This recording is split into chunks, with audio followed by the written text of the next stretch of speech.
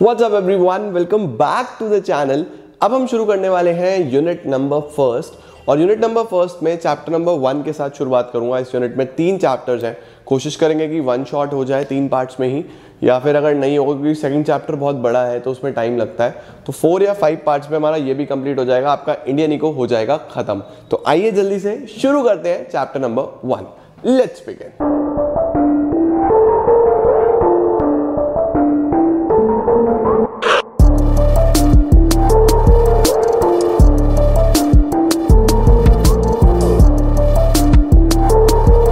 तो चलो यार शुरू करते हैं हम लोग। और सबसे पहले आता है मेरे पास chapter number 1, Indian economy on the eve of independence. देखो सबसे पहले आप ये समझो कि इस पर्टिकुलर यूनिट का या इंडियन इकोनॉमी की बुक का फ्रेमिंग कैसे है, किस तरीके से ये बनाया गया, आपको ये पढ़ाया क्या जा रहा है। तो देखो इसमें ना सबसे पहले हमारी इंडियन इकोनॉमी के बारे में पढ़ाया जा रहा है। और इंडियन इकोनॉमी की अगर मैं बात करूं तो इसको इन्होंने 3 पार्ट्स में बांटा। सबसे पहला पार्ट जो कि आप चैप्टर 1 में पढ़ने वाले हो, Indian economy on the eve of independence, यानी कि 1947 की इवनिंग पे, जिस टाइम पे आप आज़ाद हुए हो, एक तो वो, और एक प्रायर टू इंडिपेंडेंस, यानी कि इंडिपेंडेंस से पहले जो ब्रिटिशर्स ने हमारे ऊपर 200 ईयर्स 200 साल राज करा है, वहां पे इंडियन इकोनॉमी की क्या कंडीशन थी। तो चैप्टर 1 में हम यही पढ़ने वाले हैं कि इंडियन इकोनॉमी की कंडीशन कैसे थी ब्रिटिश रूल में, और जब हम आज़ाद हो गए उस पर्टिकुलर डे पे हमारा क्या कंडीशन था। उसके बाद हम चैप्टर नंबर 2 में पढ़ेंगे कि हमारी जब देश डेवलप होने शुरू हुआ, थोड़ा थोड़ा बनना शुरू हुआ, देश आज़ाद हो गया, उसके बाद डेवलपमेंट की हम लोग धीरे धीरे सीढ़ी चढ़े, एक एक सीढ़ी एक एक स्टेप।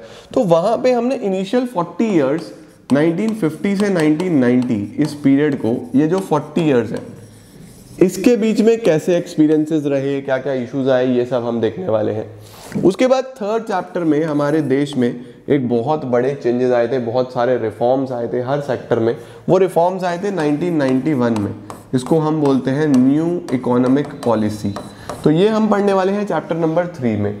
और उसके बाद जो इकोनॉमी में कॉमन प्रॉब्लम्स आती हैं, जैसे ह्यूमन कैपिटल फॉर्मेशन की, पॉवर्टी की, बहुत सारी प्रॉब्लम्स वो आप यूनिट 2 में पढ़ के आ चुके हैं ऑलरेडी, है ना। 3 चैप्टर्स मैंने तीनों कवर कर दिया आपके। रूरल डेवलपमेंट के, रूरल एरियाज की प्रॉब्लम पढ़ी, ह्यूमन कैपिटल फॉर्मेशन वो भी पढ़ लिया, उसके अलावा पॉवर्टी वो भी पढ़ लिया। तो उसका पूरा प्रॉपर प्लेलिस्ट बनाया है, आप देख सकते हो। तो अब आपको इस पर्टिकुलर यूनिट में ये पढ़ने हैं, पहला चैप्टर, दूसरा चैप्टर, तीसरा चैप्टर। आज हम कौन सा चैप्टर शुरू करने वाले हैं? Indian economy on the eve of independence. अच्छा जी, एक तो चीज तो ये, अच्छा स्क्रीनशॉट लेना होगा तुम्हें, ले लो, हो गया। अब अगर मैं बात करता हूं जी इस चैप्टर में, तो याद रखोगी ईव ऑफ इंडिपेंडेंस में हम लोग मेनली हमारे देश के 3 सेक्टर्स के बारे में बात करेंगे। सबसे पहला कि एग्रीकल्चर सेक्टर की क्या कंडीशन थी हमारे देश की उस टाइम पे, दूसरा इंडस्ट्री सेक्टर की क्या कंडीशन थी, और तीसरा हमारा जो ट्रेड था, ट्रेड का क्या हाल था, इंडिया में कैसा ट्रेड था, और जो हमारा एक्सपोर्ट इंपोर्ट था वो कैसा था। तो हम लोग इन बेसिक 3 चीज़ों के बारे में डिस्कशन इस चैप्टर में करने वाले हैं। तो शुरुआत करते हैं हम लोग Indian economy on the eve of independence के साथ। सबसे पहला topic, Indian economy on the eve of independence. देखो यार, हमारे देश में इंडिपेंडेंस से पहले किसका रूल था?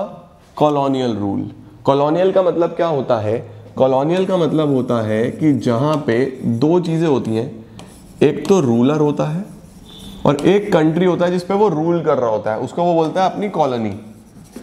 अब इंडिया में इंडिपेंडेंस से पहले रूलर कौन था? ब्रिटिश, है ना। और ब्रिटिश कहां से रूल करते थे? मतलब उनका जो मेजर एरिया था वो था ब्रिटेन, ठीक है। तो हमारे ऊपर ब्रिटिशर्स का कंट्रोल था। इंडिया को उन्होंने एज देयर कॉलोनी यूज करा, मतलब इंडिया से सारे रिसोर्सेज लेके जाते थे वो और खुद को डेवलप करते थे। बेसिकली ये इसके पीछे चीजें हैं। अब वो शुरुआत कहां से हुई? ये कॉलोनियल रूल की शुरुआत कहां से हुई? ये शुरुआत होती है 1757 से। याद रखना 1757 सबसे पहले हुआ battle of Plassey. Battle of Plassey. तो ये जो बैटल ऑफ प्लासी है, it was fought between the nawabs of Bengal and the East India Company. Nawabs of Bengal और ईस्ट इंडिया कंपनी के बीच में ये लड़ाई लड़ी गई, जिसके अंदर नवाब्स ऑफ बंगाल को हार का सामना करना पड़ा। और वहाँ से शुरू होता है ब्रिटिश रूल। 1757 से धीरे धीरे ईस्ट इंडिया कंपनी के थ्रू ब्रिटिशर्स इंडिया में घुसना शुरू कर दिया और कब्जा करते चले गए और पूरे इंडिया के ऊपर कब्जा कर लिया। फिर कितने सालों तक राज करा? 200 सालों तक। 200 साल तक फाइट करा हमारे देश ने और उसके बाद हमें आज़ादी मिली। बट उन्होंने तब तक हमारे देश को पूरे तरीके से खोखला कर दिया था, खराब कर दिया था, क्योंकि इंडिया तो यार सोने की चिड़िया कहलाता था। इंडिया के पास इतने रिसोर्सेज थे, India was rich in resources, but उन्होंने बिल्कुल एक्सप्लॉइट कर करके खत्म कर दिया था हमें।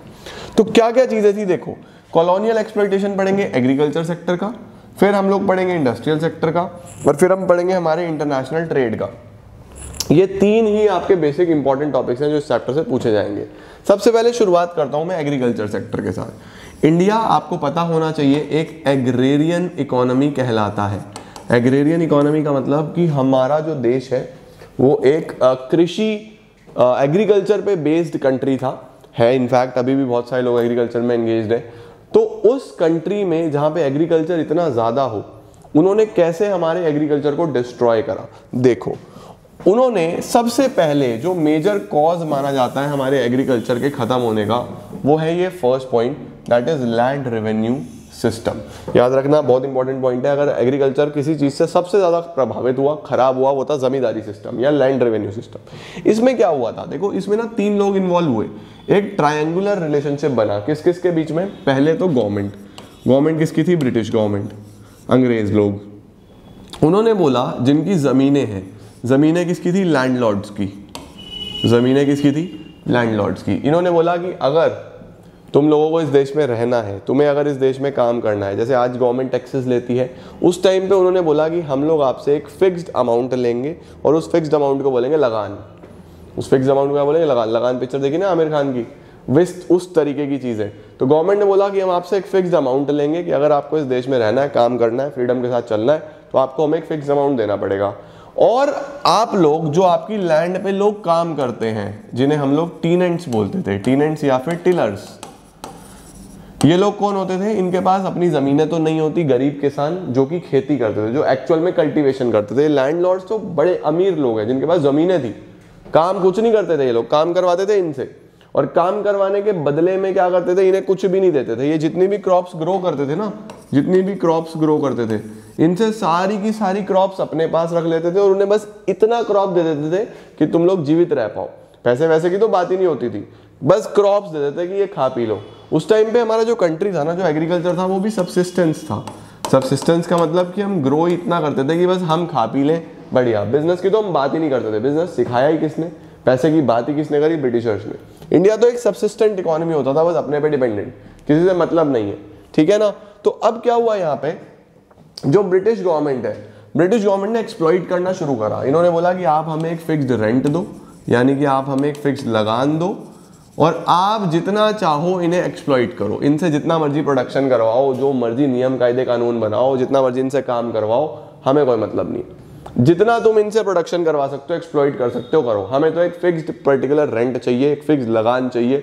अब हुआ क्या, उससे गवर्नमेंट ने इन्हें फ्रीडम दे दिया, छूट दे दी। इन्होंने इन्हें फुल एक्सप्लॉइट करा, गरीब किसानों को, इतना काम करो, इतनी खेती चाहिए नहीं तो तुम्हें निकाल देंगे। इन्हें कुछ आता नहीं था ना, इनके पास जमीनें थी, ये खाना कहाँ से खाते, ये अपने फैमिलीज को कैसे सर्वाइव करवा पाते? तो इनके पास काम करने के अलावा और कोई ऑप्शन नहीं था।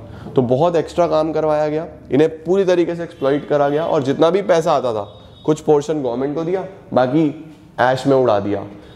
लैंड की डेवलपमेंट के बारे में सोचा ही नहीं, फर्टिलिटी के बारे में सोचा ही नहीं, फुल एक्सप्लॉइटेशन हुआ उस टाइम लैंड का। जमीन पूरी की पूरी खत्म होती चली गई, बैरल होती चली गई, बंजर होती चली गई, क्योंकि प्रोडक्टिविटी खत्म होती चली जाएगी। इन्हें तो कहा कि उगाओ उगाओ, ग्रो करो, लैंड को डेवलप करने के लिए कुछ करा ही नहीं। तो बेसिकली इस तरीके से हमारा एग्रीकल्चर सेक्टर बहुत ज़्यादा डिक्लाइन होने लगा, खराब होने लगा, प्रॉब्लम्स आने लगी और पीछे हट गए हम लोग। नंबर 2, इन्होंने हमारे एग्रीकल्चर को कमर्शियलाइज करा दिया। एग्रीकल्चर को कमर्शियलाइज कर दिया। कमर्शियलाइज का मतलब होता है एग्रीकल्चर को पैसे बनाने की मशीन बना दिया। हम लोग किस पे फोकस करते थे? इंडिया, मैंने आपको बोला ना, एक एग्रेरियन कंट्री था। एग्रीकल्चर को हम आज भी बोलते हैं जय जवान जय किसान। हमारे जवानों के बिना, हमारे किसानों के बिना हम कुछ भी नहीं है। तो हम लोग तो पूजा करते हैं कि हमारे लिए खाना ही सब कुछ है ना। तो बेसिकली हम लोग ग्रो करते थे फूड क्रॉप्स, जैसे वीट हो गया, राइस हो गया, खाने वाली चीजें ग्रो करते थे। खाने वाली चीजों में तो कमाई नहीं है ज्यादा। उन्होंने बोला कि ये नहीं चाहिए, हमें चाहिए कैश क्रॉप्स। आप कैश क्रॉप्स ग्रो करो, जैसे कि टी, जैसे कि कॉफ़ी, जैसे कि इंडिगो एक ब्लू डाई होता है ना, तुमने पहले भी पढ़ा होगा, इन पे कमाई होती थी उन्हें। तो ब्रिटिशर्स ने बोला कि वी नीड कैश क्रॉप्स, तो हमें शिफ्ट करा from food crops to cash crops, क्योंकि इस पे कमाई होती थी, वो लोग इस चीज़ को सेल करते थे, कमर्शलाइज चीज़ें हैं ये, ठीक है। लेकिन ये जितनी भी क्रॉप्स हैं ये सब लैंड खराब करती हैं, तो फिर से हमारा एग्रीकल्चर खराब हो रहा था, ब्रिटिशर्स का फायदा हो रहा था, जमींदारी सिस्टम से भी, कमर्शलाइजेशन से भी। इसके बाद क्या आता है, लो लेवल ऑफ प्रोडक्टिविटी खराब होती चली गई। क्यों होती चली गई? क्योंकि पैसा किसी ने लगाया नहीं, टेक्नोलॉजी के बारे में किसी ने सोचा नहीं, सारा सिस्टम खराब कर दिया। तो हमारा पूरा का पूरा agriculture sector was destroyed because of land revenue system, commercialisation, low productivity, scarcity of investment, किसी ने पैसा नहीं लगाया हमारे ज़मीनों पे, एग्रीकल्चर खत्म होता चला गया, डिस्ट्रॉय होता चला गया। दूसरा सेक्टर जो इन्होंने खराब करा इसी तरीके से, वो कौन सा था? Industrial sector. इंडस्ट्रीज की बात करें तो इंडिया में बहुत पॉपुलर हुआ करती थी हैंडीक्राफ्ट्स इंडस्ट्री। हम लोग सब कुछ हाथों से बनाते थे। आपने अपने अगर बड़े ग्रैंडफादर ग्रैंड मदर को भी देखा हो तो वो लोग भी बहुत ज़्यादा, मतलब मेरी ग्रैंड मदर अब तो वो इस दुनिया में नहीं है, बट वो बहुत ज़्यादा हाथों से बने हुए स्वेटर्स बनाती थी मेरे लिए, बहुत ज़्यादा कैप्स बनाती थी वुलन, बहुत सारी चीज़ें बनाती थी। और पहले लोग ऐसे करते थे, वो बहुत ज़्यादा इन्वॉल्व थे हाथों से बनी हुई चीज़ों में, हैंडीक्राफ्ट्स में। India was well known for handicrafts industry, बहुत पॉपुलर थे हमारे हैंडीक्राफ्ट्स, और इतने पॉपुलर थे कि वो हम दूर दूर तक हम लोग उन्हें एक्सपोर्ट करते थे। हुआ क्या जी, कॉलोनियल एक्सप्लॉयटेशन में उन्होंने क्या करा, सबसे पहले तो हैवी एक्सपोर्ट ड्यूटी लगा दी हैंडीक्राफ्ट्स पे कि हम उन्हें एक्सपोर्ट नहीं कर सकते। ड्यूटी का मतलब टैक्सेस, अगर आपको हैंडीक्राफ्ट बेचने हैं तो इंडिया में ही बेचो। हैवी एक्सपोर्ट ड्यूटी, बहुत ज़्यादा उस पर एक्सपोर्ट ड्यूटी लगा दी, और वहाँ से ड्यूटी फ्री इंपोर्ट करते थे अपने वाले गुड्स। हमारे वाले एक्सपोर्ट हो नहीं रहे, उनके वाले वहाँ से फ्री में आ रहे हैं इंडिया में। उनके गुड्स कैसे बनते थे, ये गुड्स कैसे बनाते थे? देखो, ये लोग इंडिया से ना रॉ मटेरियल लेके जाते थे, रॉ मटेरियल इंडिया से ही लेके जाते थे, और वहां से क्या बना के लाते थे? Finish goods. लेकिन जो इनके फिनिश गुड्स होते थे वो होते थे मशीन मेड, मशीनों से बनते थे। अब मैं तुम्हारे आगे दो चीजें रखूं, एक हैंडमेड एक मशीन मेड, आप लोग भी कौन सा लेना पसंद करोगे? आप लोग भी मशीन मेड लेना पसंद करो। ये हम कपड़े पहन रहे सब मशीन मेड है, हैंडमेड होंगे ना तो उसमें 10 कमी निकाल देंगे, यार इसमें ये खराबी ये खराबी ये खराबी। तो इन्होंने क्या फायदा उठाया, एक्सपोर्ट हमारे बंद करा दिए, वहां से इंपोर्ट कर लिए ब्रिटिश गुड्स। अब जो ब्रिटिश गुड्स थे, इंडिया तो एक बहुत बड़ी मार्केट है, इंडिया में उन्होंने अपनी मार्केट बनाई, इंडिया में प्रोडक्ट्स लाए, लोगों के कल्चर में डाल दिए कि ये हमारे चीप गुड्स हैं, सस्ते हैं, क्योंकि मशीनों से बन रहे थे, सस्ते तो बनते थे, सस्ते गुड्स तो इंडिया में एक तो सस्ते। दूसरी बात, वो मशीन मेड थे तो बिल्कुल बढ़िया लगते थे, साफ सुथरे। तो हमारी हैंडीक्राफ्ट की जो मार्केट है वो कम होती चली गई और ब्रिटिश गुड्स की मार्केट बढ़ती चली गई, बढ़ती चली गई, बढ़ती चली गई। इस तरीके से हमारी हैंडीक्राफ्ट इंडस्ट्री भी बंद होने लगी, क्योंकि एक्सपोर्ट हो नहीं रहा था इंडिया में, सब ये मशीन मेड गुड्स लेने लगे, डिमांड का पैटर्न ही चेंज हो गया, तो हैंडीक्राफ्ट्स बंद। उसके बाद इन्होंने हमारा इंटरनेशनल ट्रेड कैसे डिस्ट्रॉय करा? पहली चीज तो आपको बताइए, एक्सपोर्ट ड्यूटी तो लगाई दी थी, डिस्क्रिमिनेटरी टैरिफ पॉलिसी, टैरिफ का मतलब टैक्सेस की पॉलिसी बहुत डिस्क्रिमिनेशन वाली थी, आपको पता ही है। यहां से क्या करते थे, duty free export of raw material, हमारे यहाँ से रॉ मटेरियल लेके जाते थे और वहाँ से इंपोर्ट करते थे फ्री में फिनिश गुड्स, बने बनाए मशीन मेड गुड्स। भाई डिस्क्रिमिनेशन हो रहा है ना, उनके प्रोडक्ट्स तो बने बनाए आ रहे हैं, हमारे तुम बाहर बिकने नहीं दे रहे, अपने भी तो बाहर ही बेच रहे हो, ब्रिटेन से इंडिया में सेल कर रहे हो या नहीं कर रहे हो। तो इस केस में डिस्क्रिमिनेशन एक ऐसा हुआ जिससे हमारी पूरी की पूरी इंडस्ट्रियल सेक्टर खत्म होता चला गया, हमारा फॉरेन ट्रेड खत्म होता चला गया, एग्रीकल्चर तो उन्होंने डिस्ट्रॉय कर ही दिया। तो अपनी पॉलिसीज के थ्रू इन्होंने हमारे तीनों सेक्टर्स पे बहुत इंपैक्ट डाला, चाहे वो एग्रीकल्चर हो, चाहे वो इंडस्ट्री हो, चाहे वो फॉरेन ट्रेड हो, ठीक है।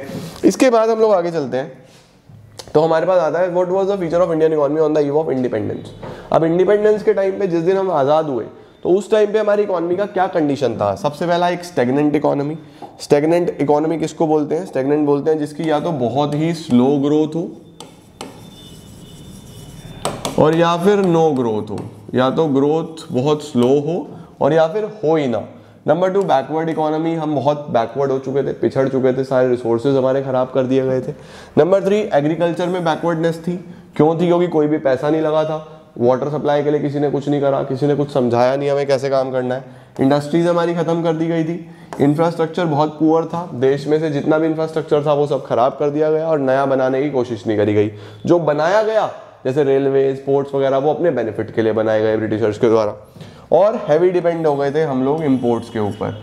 हम लोग बहुत ज़्यादा डिपेंडेंट थे इम्पोर्ट के ऊपर। हमारे देश में कोई ऐसी चीज़ नहीं थी जो हम खुद बना रहे हो, सब कुछ हम इम्पोर्ट्स पे डिपेंडेंट होते जा रहे थे। तो ये सब हमारी इकोनॉमी के फीचर्स थे on the eve of independence. Agriculture sector की अगर मैं बात करूं कि सिर्फ एग्रीकल्चर सेक्टर का क्या हाल था ईव ऑफ इंडिपेंडेंस पे, तो आपको बताना है कि एक तो प्रोडक्शन नहीं था, प्रोडक्टिविटी नहीं थी। प्रोडक्शन का मतलब हम लोग प्रोड्यूस नहीं कर पा रहे थे इतना ज़्यादा। क्यों नहीं कर पा रहे थे? क्योंकि पैसा नहीं था। और प्रोडक्टिविटी क्यों नहीं थी? क्योंकि लैंड पे हमने बहुत ज़्यादा कैश क्रॉप्स ग्रो करी थी जो कि प्रोडक्टिविटी खराब कर देती है, ख़त्म कर देती है। नंबर 2, अनसर्टेनिटी बहुत ज़्यादा थी क्योंकि we were dependent on rainfall. अगर बारिश अच्छी हो गई तो प्रोडक्टिविटी बढ़िया हो जाएगी, खेती बढ़िया हो जाएगी। बारिश अच्छी नहीं हुई तो प्रोडक्टिविटी भी खराब, है ना। तो we were heavily dependent on rainfall. उसके बाद सब्सिस्टेंस फार्मिंग का डोमिनेंस था। सब्सिस्टेंस का मतलब बस हम इतना ही, हमें आदत ही ऐसी पड़ गई थी कि इतना ग्रो कर लेंगे हमारा काम हो जाए। सब्सिस्टेंस डोमिनेंस में थी, डोमिनेट कर रही थी सब्सिस्टेंस सब जगह। उसके बाद small and fragmented land holdings. जो लैंड होल्डिंग्स थी, जो ज़मीन के टुकड़े थे, वो बहुत ही छोटे छोटे थे हमारे किसानों के पास और फ्रेगमेंटेड थे।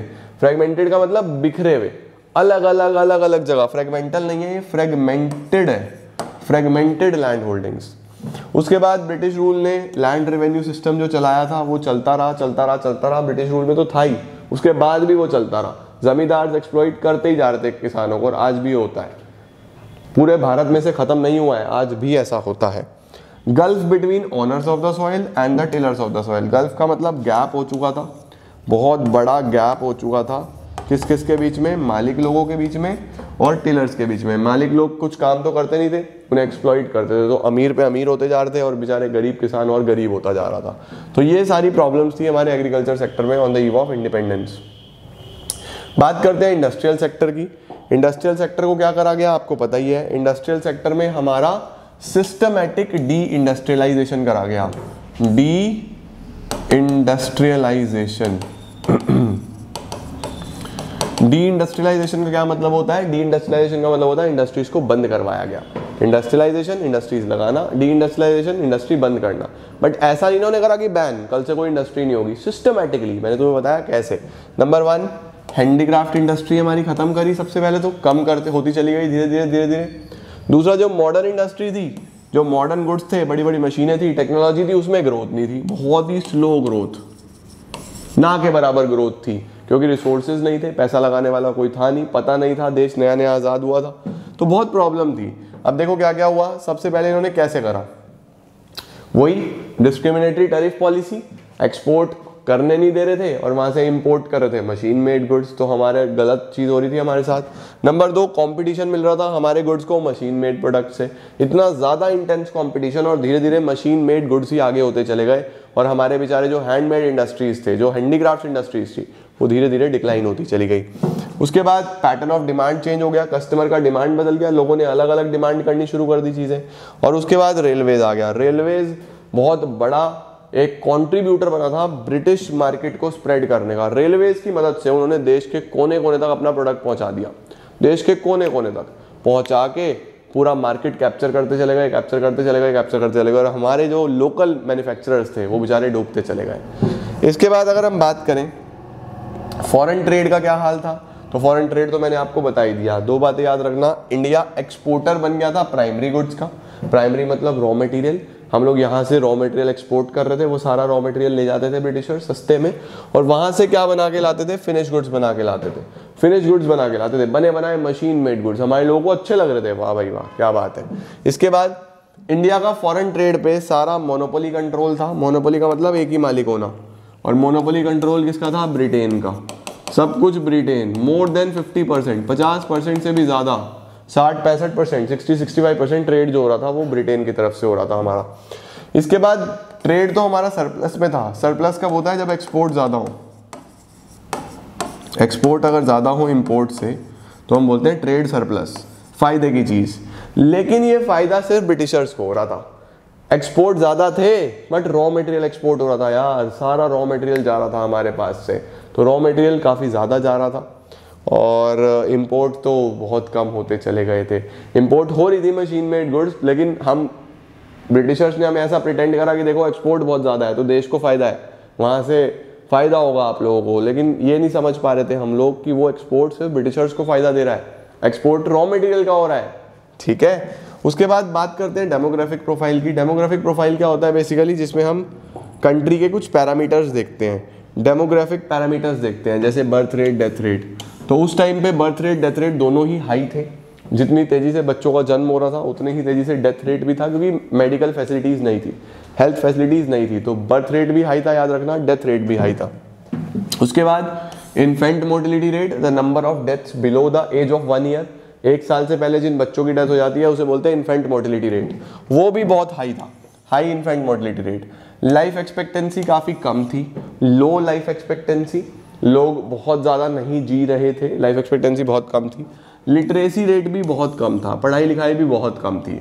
अब एक छोटा सा काम करना, मैं तुम लोग को ये छोटा सा होमवर्क दे रहा हूँ, क्योंकि हमारे पास इस साल 2 तरीके की एनसीईआरटीज मार्केट में है वो लास्ट ईयर की एनसीईआरटी, मतलब है लेटेस्ट एडिशन, लेकिन एडिशन ऑफ एनसीईआरटी 2 बार प्रिंट हुआ है।